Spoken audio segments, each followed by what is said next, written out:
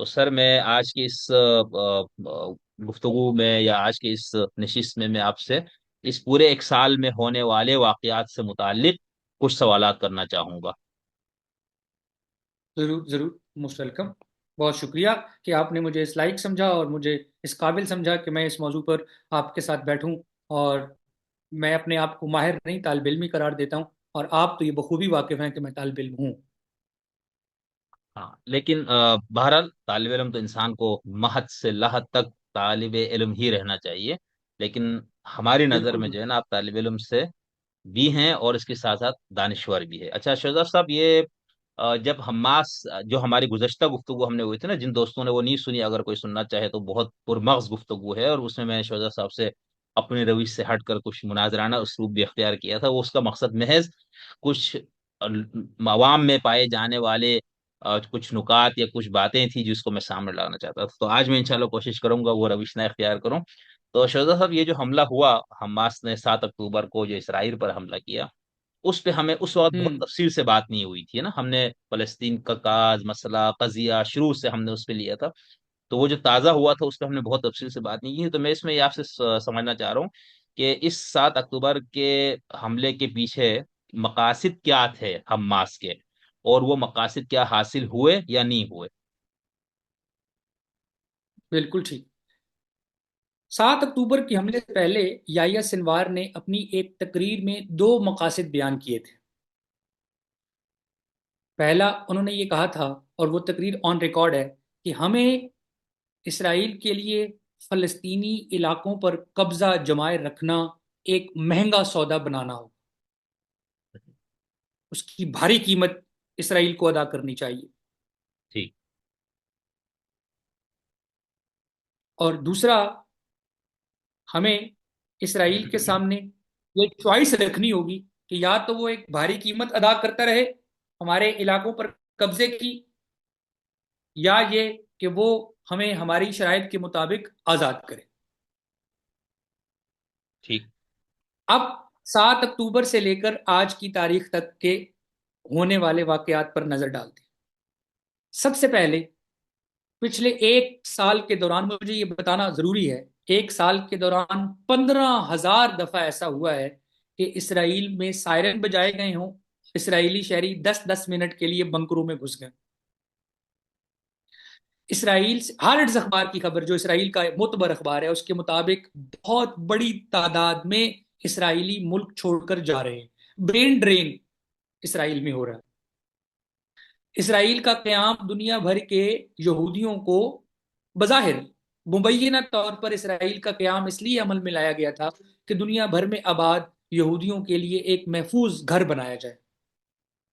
हम्म। इस वक्त दुनिया में यहूदियों के लिए सबसे गैर महफूज खिता अगर कोई है तो उसका नाम इसराइल की रियासत है। ठीक। पिछले एक साल के दौरान 1,700 इसराइली मारे गए। पिछले एक साल के दौरान इसराइल ने $60 अरब खर्च किया है।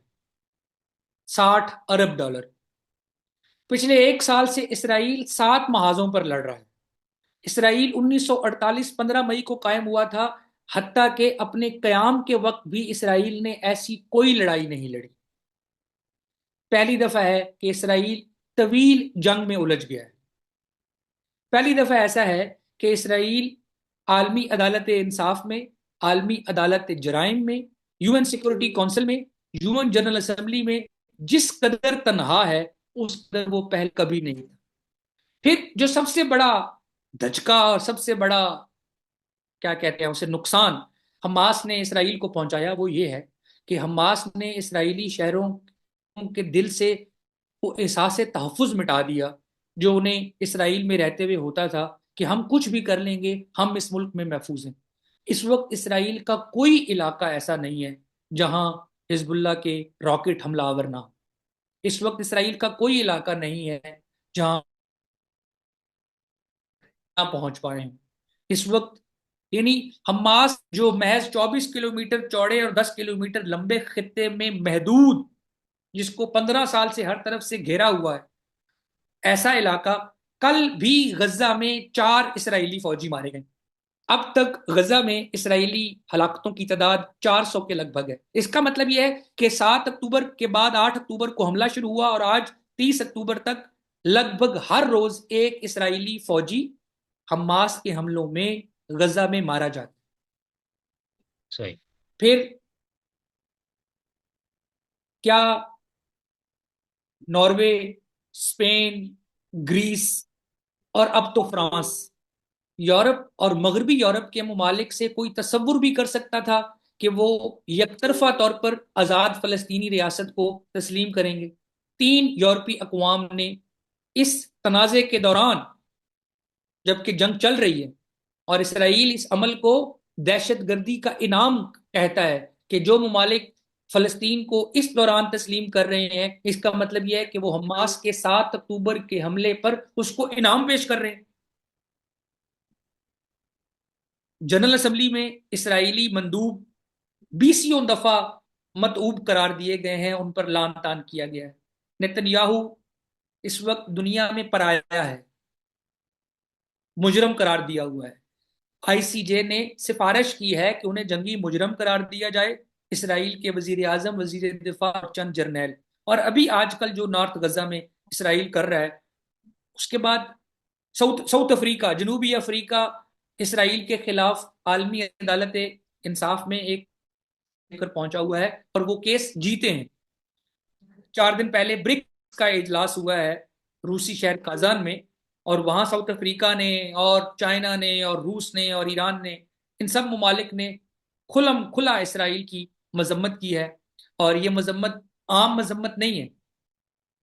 हमास के रहनुमाओं ने मॉस्को का दौरा किया है और ब्रिक्स इजलास की साइडलाइंस पर हमास के लोगों की सदर प्यूटन से मुलाकात हुई है। हम्म। तो मुझे आदादो शुमार की रोशनी में ये कहने दीजिए कि याहिया सिनवार खुद तो पिछले दिनों इसराइल के हाथों मारे गए, और वो भी एक बहुत दिलचस्प सवाल है और उसका बहुत, क्या कहते हैं ना, उसे वसी तनाजुर में उसका एक जवाब है कि याहिया सिनवार की मौत और हलाकत, या जो भी आप उसको नाम दें, शहादत, वो कैसे हुई? वो शहादत से बढ़कर, मतलब जिसे कहते हैं ना कि कोई आदमी मरकर जिंदा हो गया है, तो याहिया सिनवार तो मरकर जिंदा हुआ है। और उसके जो तस्वीराती मकासद थे, जो उसने बयान किए थे 7 अक्टूबर के हमले से पहले, वो पिछले 1 साल से मुसलसल पूरे होते चले नजर आ रहे हैं। इस वक्त वेस्ट बैंक में, यानी मगरबी किनारे में, इसराइल को जिस मजामत का सामना है, तारीख में ऐसी मजामत इसराइल ने से पहले कभी नहीं देखी। गजा से इसराइल को जिस मजामत का सामना है, और ये पैसिव मजामत है। पैसिव मजामत का मतलब ये है कि लोग मर रहे हैं और लोग अपने मकसद की खातिर जान कुर्बान कर रहे हैं, मगर गजा से कोई भाग कर तो नहीं गया। कोई कोई कोई फलस्तीनी जो गजा में रहता है, वो ये नहीं कह रहा टीवी कैमरे पर आकर या टिकटॉक पर आकर के, खुदा का वास्ता है हमें इस जहन्नुम से निकालो। उन्होंने अमलन, इसराइलियों ने गजा को अमलन खंडर में तब्दील कर दिया है। गजा की शहरी आबादी अगले 40 साल तक इस अमल से गुजरेगी जिसको तामीर नौ कहते हैं, और उसमें $300 अरब के लगभग खर्चा आएगा। और पता नहीं कब तक गजा की सरजमीन से वो बारूद और बारूदी सुरंगें निकालते रहेंगे। उन्होंने हकीकी मानों में गजा को रहने लायक नहीं छोड़ा, लेकिन गजा के 23 लाख या 22 लाख बाशिंदे गजा को छोड़कर कहीं नहीं गए। उन्हें वो शुमाली गजा से जनूबी गजा की तरफ धकेलते हैं, तो वो शुमाली गजा से जनूबी गजा की तरफ चले जाते हैं। जनूब से शुमाल की तरफ धकेलते हैं, वो जनूब से शुमाल की तरफ धकेले जाते हैं। लेकिन कोई रफा बॉर्डर क्रॉस करके मिस्र की मिन्नतें नहीं कर रहा कि खुदा का वास्ता है हमें ले लो। कोई उर्दन से ये नहीं कह रहा। तो फलस्तीनी डटे हुए हैं, वो चाहे मगरबी किनारे में हो या गजा में हो। और इसराइल के लिए ये मकबूजा इलाका अब गले की हड्डी बन चुका है, जिसे वो ना उगल सकते हैं ना निगल सकते हैं। फलस्तीनी तनाजा इस वक्त इस मकाम पर पहुंच चुका है कि सिवाय आलमी कवानीन की रोशनी में, जो कि पिछले महीने इंटरनेशनल कोर्ट ऑफ जस्टिस ने ऑर्डर दिया है कि Israeli occupation by all means illegal है, हर हवाले से इसराइल का कब्जा गैर कानूनी है। 12 महीने का वक्त देते हैं, इसराइल फलस्तीनी इलाकों से इनखला करे और एक वायाएबल यानी काबिल अमल फलस्तीनी रियासत के क्याम को मुमकिन बनाए।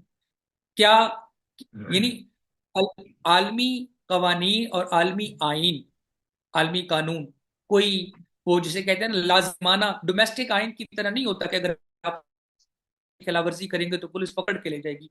रियासतें आजाद हैं अपना कंडक्ट करने में, उसका एक अखलाकी मेयार है।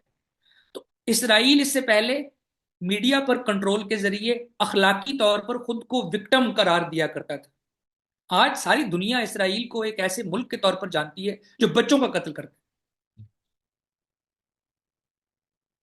फिर सबसे बड़ी स्ट्रेटेजिक कामयाबी जो कि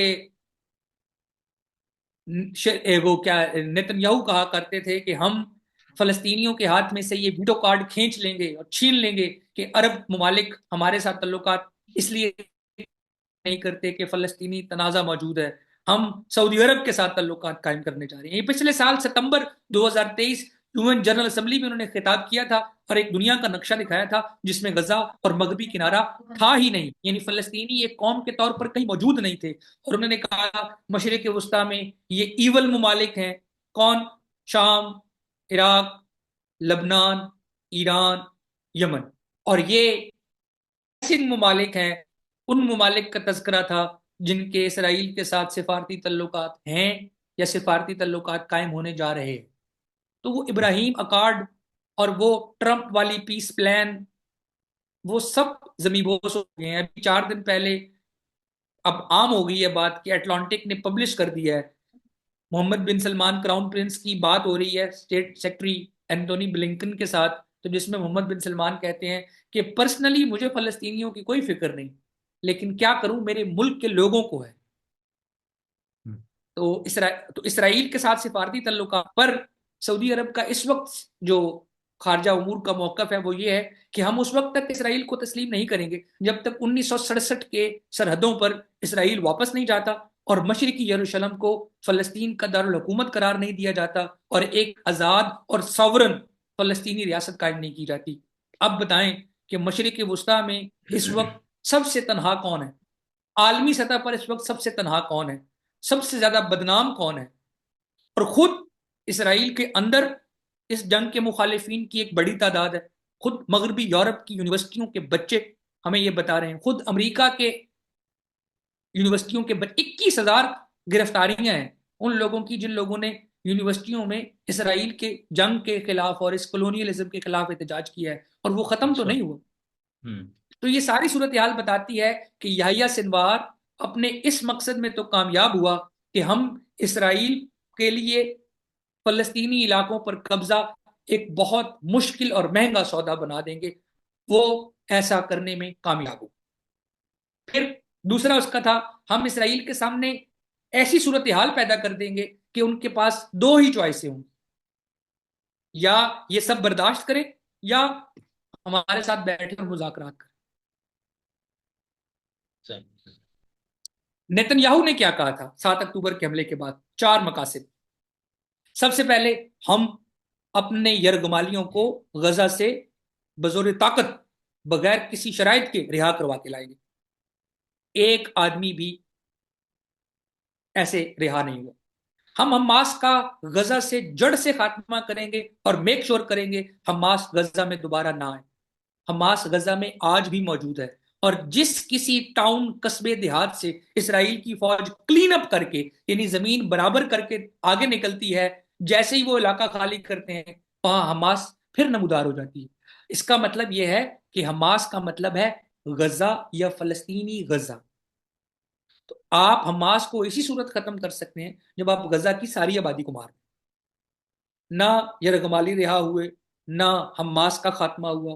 तीसरा था कि हम ईरान को खित्ते में तनहा कर देंगे और मज़ाहमत का महवर तबाह कर देंगे। हालत यह है कि मज़ाहमत का महवर यमन से ड्रोन फायर कर रहा है, हिजबुल्ला से, लबनान से रॉकेट मिसाइल और ड्रोन फायर कर रहा है। नाजरीन, चंद तकनीकी वजूहात की बिना पर मुझे यहाँ पर ब्रेक लेना पड़ रहा है, तो ब्रेक के बाद आपसे दोबारा मुलाकात जी होगी। नाजरीन, ब्रेक के बाद अब हम दोबारा आपसे मुखातिब है इंशाल्लाह। शोजब साहब अपनी गुफ्तगू को वहीं से शुरू करेंगे जहां पर हमने ब्रेक लिया था। जी शोजब साहब। याहिया सिनवार के मकासद और उनका एक पोस्टमार्टम के, क्या वो अपने मकासद में कामयाब हुए या नहीं, तो हमने वाकयाती तनाजुर में तकवीमी अंदाज से अपने देखने सुनने वालों को बता दिया कि याह्या सिनवार के ये मकासद थे, हमास के ये मकासद थे 7 अक्टूबर के हमले के, और क्या वो पूरे हुए या नहीं। हमने आपको वाकयात से आगाह कर दिया है और तरतीबवार वाकयात से आगाह किया है। सो आप खुद ये नतीजा अखज कर सकते हैं। जी, आप कुछ कहना चाहते हैं? आप ये बता रहे थे नेतन्याहू ने 4 मकासद बयान किए, तो उसमें तीसरा मकसद आप बता रहे थे ईरान को हम तनहा करना।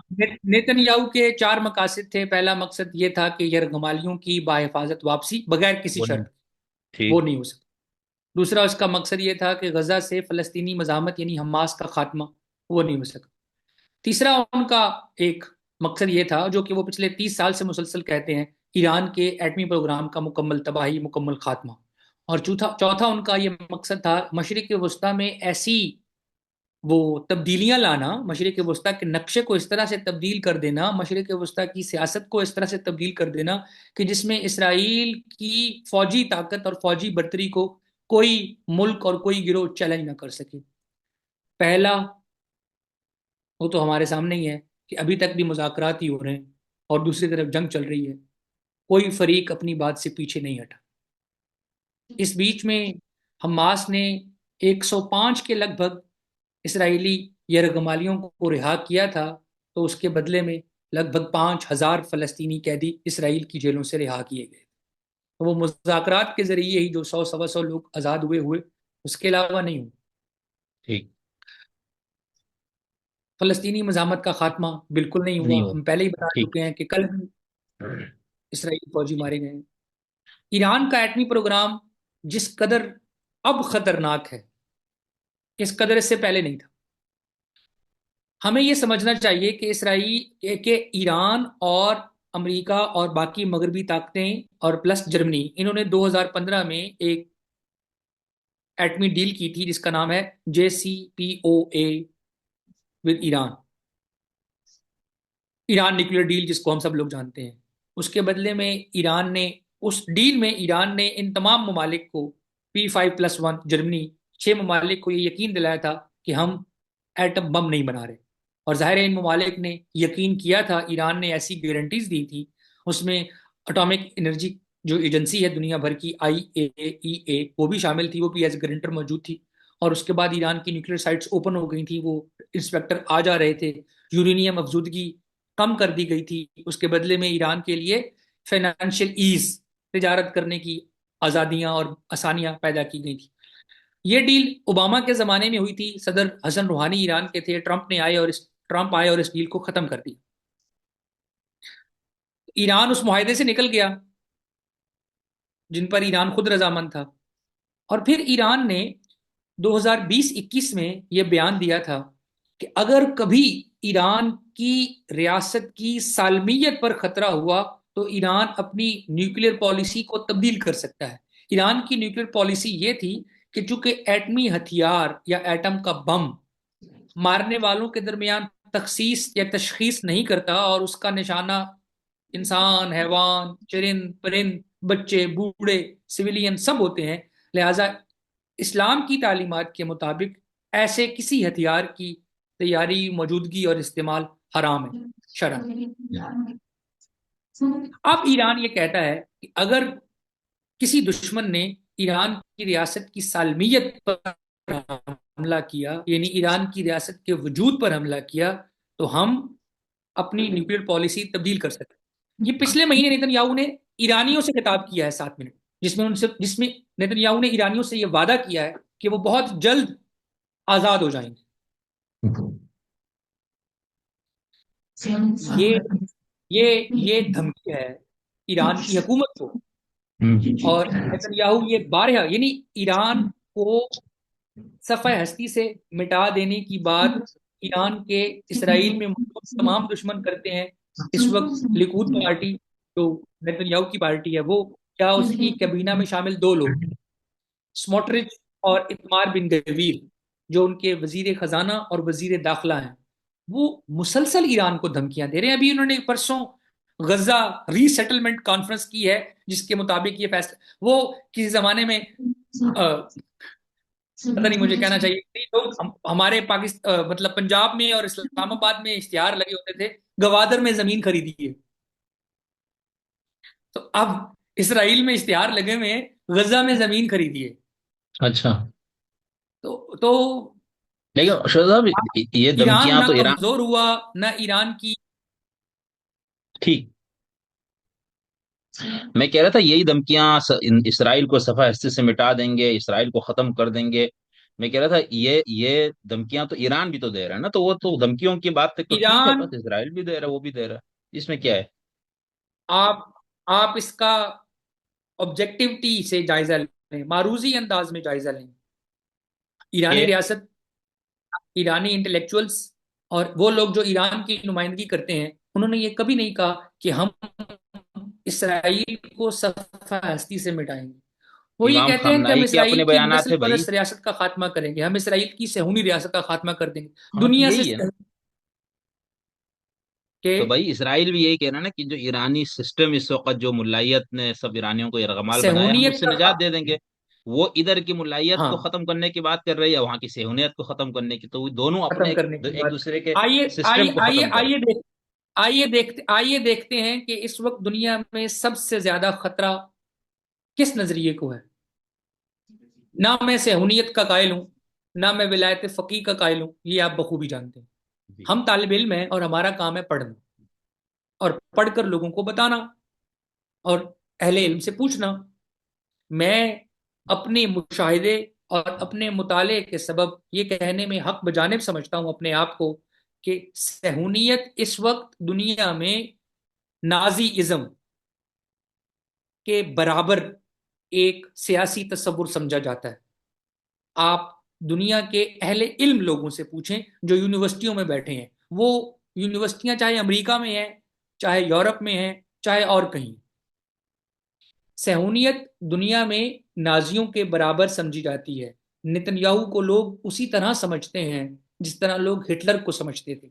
और ये मैं नहीं कह रहा, प्रोफेसर जॉन जे मेयर शेमर कहते हैं, अमेरिका के प्रोफेसर हैं, आईआर के। दुनिया उनको फाउंडिंग यानी existing father of international relations, आलमी ताल्लुकात के एकेडमिक मजमून का अगर कोई बाबा है तो वो जॉन जे मेयर शेमर है, जो ये कहता है कि वो वक्त दूर नहीं जब लोग नेतन्याहू को हिटलर से तशबीह देंगे, सहूनियत को नाजीइज्म से तशबीह देंगे, और हॉलीवुड उसी तरह फिल्में बनाएगा गजा के होलोकास्ट और कत्लेआम की, जिस तरह हॉलीवुड में जंग अजीम दोम के जमाने की होलोकास्ट के मौजू पर फिल्में बनती हैं। और मुझे इसमें कोई शक नहीं, मैं इस पेशगोई में प्रोफेसर जॉन जे मेयर शेमर के साथ, ठीक। ठीक। क्योंकि ये वेल डॉक्यूमेंटेड है। और ये फलस्तीन ने डॉक्यूमेंट नहीं की, ये साउथ अफ्रीका के केस से साफ जाहिर है जो उन्होंने वहां पेश किया। ठीक। और ठीक है। आज आज अमेरिका ने ये कहा है कि हम इसराइली मजालिम की हिमायत नहीं करते। आज अमेरिका की सफीर ने सुबह 11 बजे अल जजीरा पर, मैं सुन रहा था, वो बोल रही है कि हम इसराइल की तरफ से लफ्ज और सुन रहे हैं और एक्शंस और देख रहे हैं। हम नॉर्थ ऑफ गजा में स्टारवेशन के खिलाफ हैं। हमने इसराइल को कह दिया है कि अगर मुहासरा खत्म ना किया तो हथियार भेजना बंद कर देंगे।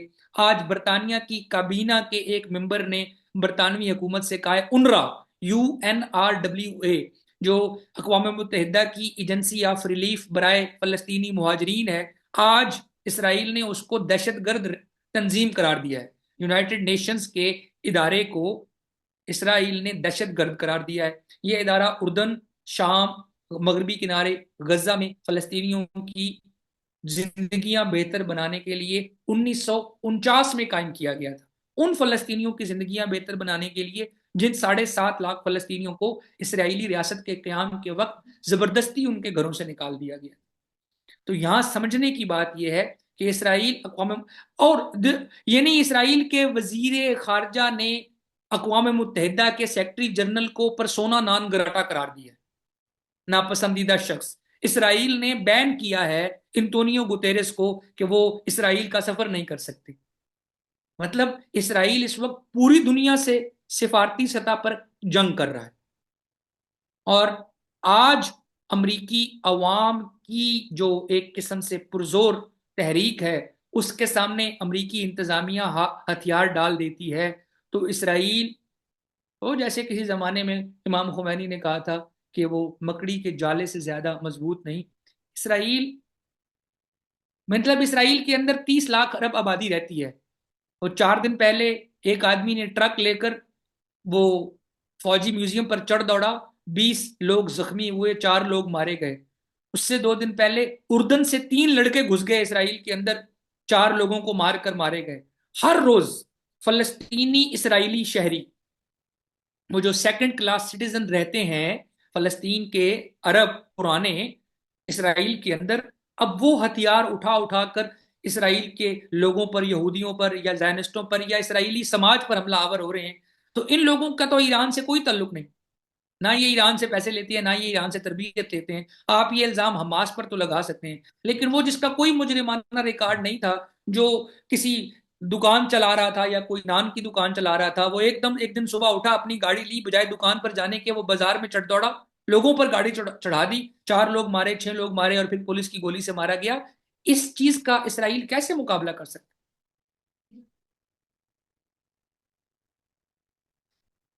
ठीक। नहीं, मैं बहुत अच्छा, आपने बहुत जबरदस्त बताया, और मेरे कई सवालात थे जिसको आपने कवर कर दिया, सही है ना।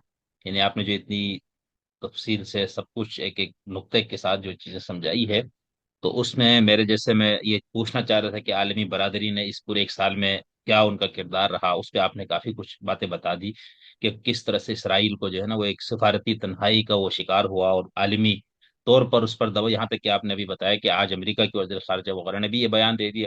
तो एक तो मैं इस पे ये सवाल था जिसका आपने खुद से जवाब दिया।